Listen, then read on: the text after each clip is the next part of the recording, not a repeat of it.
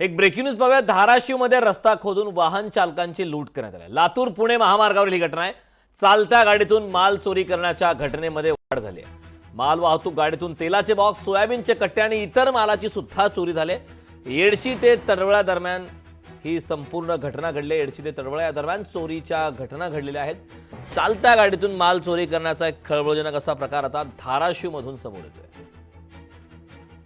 मी आता उभा आहे लातूर टेंभुर्णी महामार्गावर आणि या रस्त्याची काय अवस्था झाली तुम्ही पाहू शकता।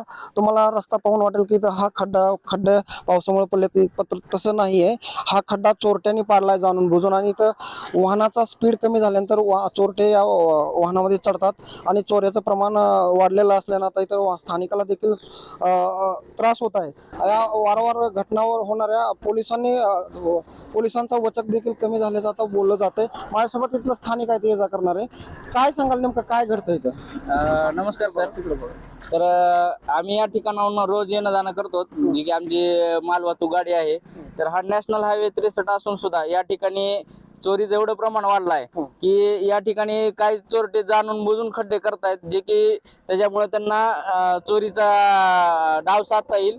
एक दोन वर्ष झाले ह्या रोडचं काम चालू आहे। लातूर टेंभुर्णी मंजूर झाला म्हणतात आणि काम एवढं फास्ट नाही। आज एक वर्ष झालं काम टोटली बंद आहे आणि त्याचा परिणाम सगळ्या इथल्या शेतकऱ्यांना किंवा मालदार वाहतूकदारांना तर खूप लय प्रॉब्लेम आहे। त्या दिवशी संध्याकाळी 10:30-11च्या सुमारास एक आयचर लातूरवरून भरून साताऱ्याला जात होतं आणि त्या आयचरमध्ये तेलाचे बॉक्स होते।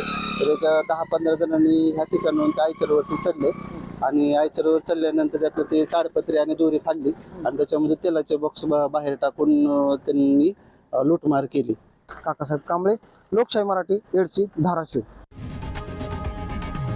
लोकशाही मराठी ऐका, पहा, जागरूक रहा।